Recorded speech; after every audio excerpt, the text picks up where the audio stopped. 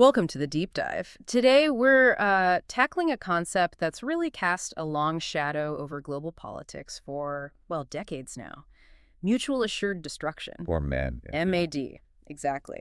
We've got some interesting Wikipedia excerpts to work from, and our goal is to really, get under the skin of this military strategy, this national security idea. Understand its logic, where it came from. Right, its history, and crucially, the debates about whether it even still applies today. That's the mission. Okay, so MAD.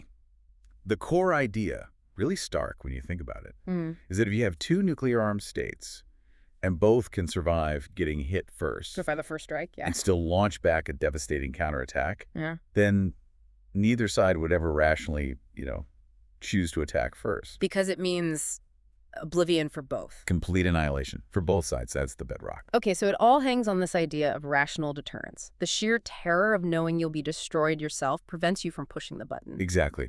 Like those two scorpions in a bottle. One stings, they both die. That's a powerful image. And from a game theory angle, MAD is what they call a Nash equilibrium. Okay, break that down. Well, once both sides have that credible second strike capability, meaning they can take a punch and still deliver a knockout blowback, there's no logical reason for either side to start a nuclear war. Or even to disarm. Or even to disarm unilaterally, yeah. The risk of being wiped out just outweighs any possible gain. It's a really grim kind of stability, isn't it? And the name itself, MAD, mutual assured destruction, it just screams danger. It wasn't meant to be neutral, that's for sure. It was coined deliberately back in '62 by Donald Brennan. Right, at the Hudson Institute. Yeah, and he specifically chose the word mad to kind of highlight how insane it seemed, this capability to just destroy whole societies. Wow. And from that basic kind of terrifying idea, you get all these other requirements and implications. Like what? Well, first, for MAD to actually work, both sides have to possess enough nuclear weapons to utterly destroy the other. No doubt about it. Total devastation has to be guaranteed. Guaranteed. And the assumption is any attack kicks off this immediate, irreversible chain reaction. Leading to that mutual, total, assured destruction. It's like a tripwire. Exactly. Once you cross it, there's no going back. Which leads to some weird conclusions, right? Like about fallout shelters. Yeah, that's a counterintuitive one. Under strict MAD logic, you shouldn't build massive civil defense systems. Why not? Seems sensible to protect your people. Because if one side thinks it can protect its population from the retaliation, well, it might be more tempted to launch first. It upsets the balance. It's a balance of fear. The balance of fear. And the same logic applies to missile defense systems. Right. If you could build a perfect shield against incoming missiles, you wouldn't fear the second strike as much. Exactly. It can make you feel invulnerable, potentially making you more likely to strike first. MAD, in a really twisted way, relies on both sides feeling vulnerable. Equally vulnerable. Precisely. The whole doctrine rests on this belief that no leader, no matter how aggressive, would start a nuclear war knowing it guarantees their own country's destruction. And that's the basis for what some called nuclear peace. A very tense, terrifying kind of peace, yeah. Born from the certainty of mutual annihilation. And some people actually argued that letting more countries get nukes might make things safer, extend the deterrence. That was the theory, yeah. The more scorpions in the bottle idea. Sounds risky. It faces huge criticism. The dominant view is that more nuclear states just increases the chances of something going wrong. Miscalculation, accidents. Exactly. Or a regional conflict spiraling out of control. Plus, the more nuclear material there is, the higher the risk it falls into the hands of, terrorists or other non-state groups. And MAD itself, it's really about deterring that big direct nuclear exchange, right? Not necessarily conventional wars. That's a key limitation. It doesn't stop conventional wars, but the constant danger is that those smaller conflicts could escalate. Always that shadow hanging over things. And now we have new threats complicating it further. Definitely. Things like cyber warfare. Imagine crippling command and control. Or proxy wars, where it's hard to even know who fired the shot. And hypersonic missiles. Oh, hypersonic missiles, yeah. So fast, maybe they could evade warning systems. All these things challenge the old MAD calculations. Thinking back to the Cold War, though, MAD was absolutely central. Define the era. The U.S. and USSR never fought directly, full scale. But fought everywhere else through proxies. Exactly. And MAD was the reason they didn't go head-to-head. It was the ultimate restraint, albeit a terrifying one. And it fueled the arms race, didn't it? Massively. Both sides poured unbelievable resources into building bigger, better arsenals, always seeking parity, or at least that guaranteed second strike That capability. ability to hit back no matter what. It was this relentless, costly competition, all driven by the logic of Maodi. It's kind of sobering to think that even after the Cold War officially ended, MID principles still linger. They do. That core idea that nuclear war is best prevented if nobody can possibly win in any meaningful sense still shapes a lot of strategic thinking. And making that threat credible meant huge investment. Huge investment. Not just having weapons, but having survivable weapons. So hardened silos underground? Right. Stealthy submarines, long-range bombers, and even things like the Anti-Ballistic Missile Treaty, limiting defenses to ensure that vulnerability remained mutual. It seems so paradoxical, limiting defenses to maintain peace. It is. That's why it's often called rational nuclear deterrence. The political scientist Kenneth Waltz argued nukes are best used not to fight, but to deter others from using their nukes. Because of Maddie. So the idea of actually using them to win a war was seen as... Impractical. Yeah. Hugely risky. The chance of uncontrolled escalation was just too high. And there's actually, research supporting parts of this. There is. A study in 2009 talked about the stability-instability paradox, meaning nuclear weapons might create stability at the top level, preventing big wars between nuclear powers, but might actually allow more smaller conflicts below that threshold. Because the superpowers aren't as worried about direct confrontation escalating. Potentially, yeah. And interestingly, the study found that when only one side has nukes, the chance of war actually goes up. Really? But when both sides have them, that mutual capability, the chance of a major war between them drops significantly. Mutual fear works, in a way. Terrifying way, yes. It's wild to think that ideas like this, a weapon so awful it stops war, existed way before nukes. Oh, absolutely. Right. You had writers like Wilkie Collins back in 1870 imagining a weapon so destructive it would force peace through annihilation. And Jules Verne, too. Jules Verne, yeah. In a book written in the 1860s, he pictured weapons becoming so efficient that war just became unthinkable, stalemate. It's uncanny how they anticipated that. Even inventors, Gatling, with his Gatling gun. He thought it would show how futile war was. Partly, yeah. And Alfred Nobel, inventing dynamite, hoped its power would make nations too scared to fight. A recurring theme. Tesla, too, with his theoretical particle beam weapon in the 30s, called it a superweapon that would put an end to all war. This strange hope that ultimate destruction brings ultimate peace. And even right at the start of the nuclear age, that first Perils memo in 1940. The one outlining how a bomb could work. It already suggested deterrence would be the main strategy against another nuclear power. They saw coming. And then the early Cold War. It just unfolded rapidly. U.S. gets the bomb 45, Soviets 49. But initially, they couldn't really hit each other reliably, right? Not reliably across continents, no. That changed with long-range bombers. The B-36, the 295. And U.S. policy became instant retaliation. Under Dulles, yeah. A massive nuclear attack on the USSR if they invaded Europe, even conventionally. A very high-stakes threat. Then the Cuban Missile Crisis in '62. That feels like a huge moment. Absolute pivotal. Both sides got submarine-launched missiles around them. That completed the nuclear triad. Bombers, land-based ICBMs, and now submarine missiles. Exactly.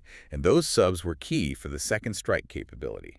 They could hide, survive a first attack, and guarantee retaliation. Made the threat much more credible. Much more. Though some historians think leaders like Khrushchev, even while talking tough, were privately desperate to avoid nuclear war. Understandable, really. And the U.S. military arm responsible for a lot of this was SAC, the Strategic Air Command. Right. They kept bombers on alert. Starting in the mid-50s, yeah. Yeah. A significant part of the fleet, ready to go in minutes. Kennedy ramped it up even more. And sometimes they were actually airborne constantly. During tense periods in the early 60s, yes. B-52s flying 247. Plus, the Looking Glass Airborne Command Post flew continuously for decades. That constant readiness, it must have been nerve-wracking. You see it in films like Dr. Strangelove. Dr. Strangelove, fail-safe. Yeah. They captured that public anxiety perfectly.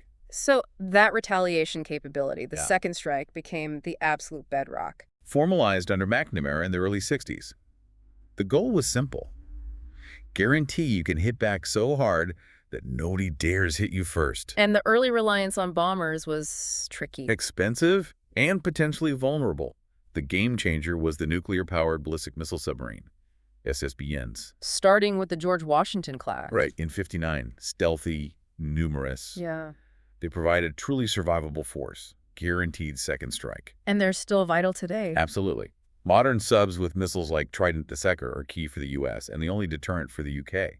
China, France, India, Russia, they all rely on ballistic missile subs too. So they're seen as essential for maintaining that MAD For balance. maintaining a credible deterrent, yes. But then came attempts to build defenses, right? Anti-ballistic missiles, ABMs. In the 60s, yeah. Yeah. The Soviets had the A-35 system, the U.S. worked on Nike Zeus. And that threatened MAD. Potentially, yes. If you could reliably shoot down incoming missiles, the fear of retaliation decreases. It could destabilize things. But those early systems weren't perfect. They had major problems, especially telling warheads from decoys.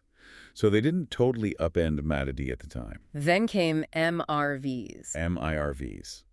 Multiple independently targetable reentry vehicles. That's complicated. Means one missile carries multiple warheads, each hitting a different target. Ah, okay. And that helped MADO. Initially, it was seen as a way to overwhelm any ABM defenses the Soviets might build, made defense much harder and costlier. More bang for your buck, ensuring retaliation got through. Pretty much. But MIRVed land-based missiles also had a dark side. Which was? They made striking first seem more attractive. One of your missiles could potentially take out several of the enemy's missiles in their silos. Ah, creates a use them or lose them pressure. Exactly. Very destabilizing. There were attempts to ban them in treaties like START II, but it never fully happened. And this connects to tactical nukes, too, like NATO's plans. Yeah, NATO considered using smaller nukes if the Soviets invaded Western Europe conventionally. But the Soviets basically said any nuke use means all-out war. So a massive escalation risk. Always. And those heavily MRV'd Soviet missiles, like the SS-18 Satan. That sounds ominous. It was. The U.S. saw it as a threat to its own Minuteman missile silos, which spurred development of things like the MX missile and the B-1 bomber.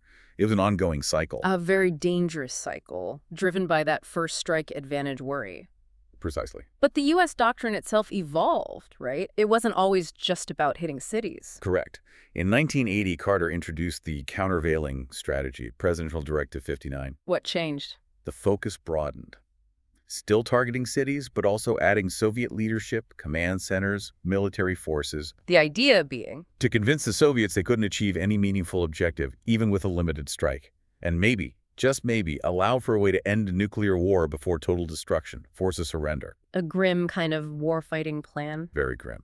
Then Reagan came in with SBI. Star Wars. Star Wars, yeah, the Strategic Defense Initiative, a hugely ambitious plan to build space-based defenses to shoot down Soviet missiles. Which sounds like it directly challenges MAD. It did. The Soviets saw it as incredibly threatening. Mm. They thought if the U.S. had a shield, it might be tempted to strike first, knowing it could defend against the retaliation. And U.S. allies were worried, too. Many were, yeah. People like Thatcher worried it would destabilize everything, trigger a new arms race. Critics like Sakharov thought it was more dangerous than MAD. But supporters had counter-arguments. Some argued it could bankrupt the Soviet Union, trying to keep up, force them into an arms race they couldn't afford. Gorbachev certainly saw it as a major threat. It highlights that core tension. Is defense good, or does it destabilize deterrence? Exactly. Proponents of missile defense say MAD is too risky. What if deterrence fails? What about rogue states? But opponents, like Russia today, worry it erodes their deterrent. And those war games, Proud Prophet, what did they show? They apparently show that any use of nukes was incredibly likely to escalate uncontrollably to total annihilation. Reinforcing the MAD reality. Yes, and leading the U.S. to put more emphasis back on conventional forces to handle conflicts below the nuclear level. Then the nuclear winter study. TTAPS in '83. That suggested even a limited nuclear war could cause catastrophic global cooling from smoke and dust. Meaning MAD could happen with far fewer weapons. Right. It strengthened the case for big arms reductions. So after the Cold War ends, Russia emerges. Things curl down a bit initially. For a while, yes. But the MAD logic didn't disappear. It's cited in relation to Israel's nukes, potential Japanese nukes facing North Korea. The idea that having the bomb is the ultimate deterrent. For some states, yes. And then the U.S. pulled out of the ABM treaty in 2002. To build missile defense. A limited system, they said, aimed at smaller threats, not meant to upset the balance with Russia. But did it? There was debate about whether MAD was ending, right? There was, especially with concerns about Russia's aging arsenal. That 2006 article claiming U.S. nuclear privacy. Saying the U.S. could potentially win a first strike? Yes, but that got heavily disputed. The Pentagon, other analysts, pointed out Russia still had more than enough power to ensure mutual destruction. So MAD, in essence, continued. The consensus was yes, Mutual vulnerability remained. But the perception of U.S. dominance worried people. Could it make crises more dangerous? If one side thinks the other might be able to pull off a first strike. It increases instability, the risk of accidental war, especially in tense times.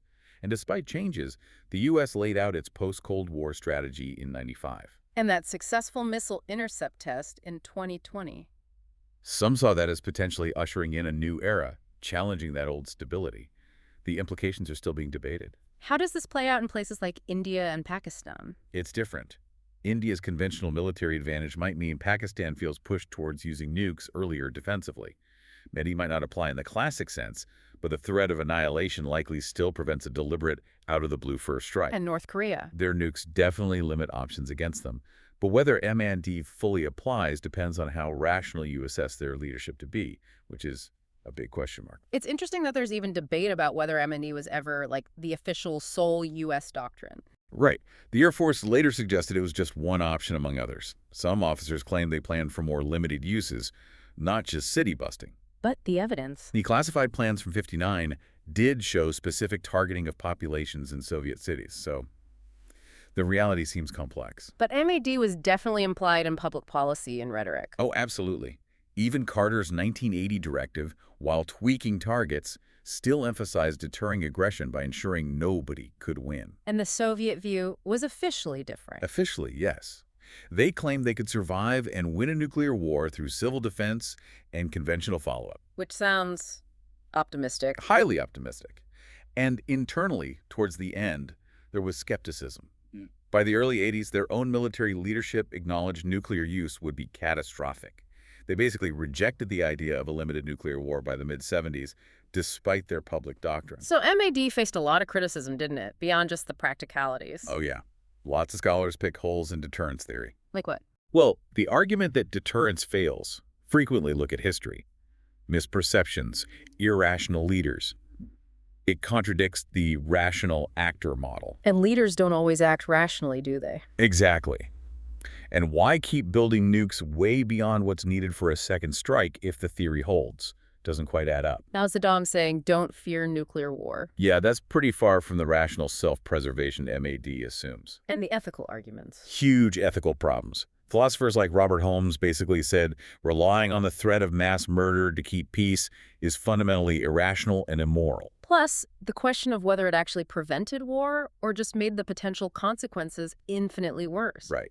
Did it create stability or just a long period of extreme danger driving weapons development? Let's talk about the core assumptions MAD rests on. They seem shaky. They are definitely challengeable. First, that second strike capability has to be guaranteed. A first strike must not wipe it out. Hence, spreading forces out subs, planes, silos, mobile launchers. And maybe even fail deadly systems, like the rumored Russian dead hand, designed to launch automatically. Wow. Scary stuff. What else? Perfect detection. No false alarms from warning systems. Like the Petrov incident. Exactly. Stanislav Petrov likely saved the world by not believing a false alarm. Shows how fragile that assumption is. Then perfect attribution. You have to know who attacked you to retaliate correctly. A missile from a sub. Or near a border with multiple nuclear states. It can be ambiguous. And perfect rationality. The biggest assumption. Probably. Assumes no rogue commanders, no leaders who prioritize something other than their citizens' survival.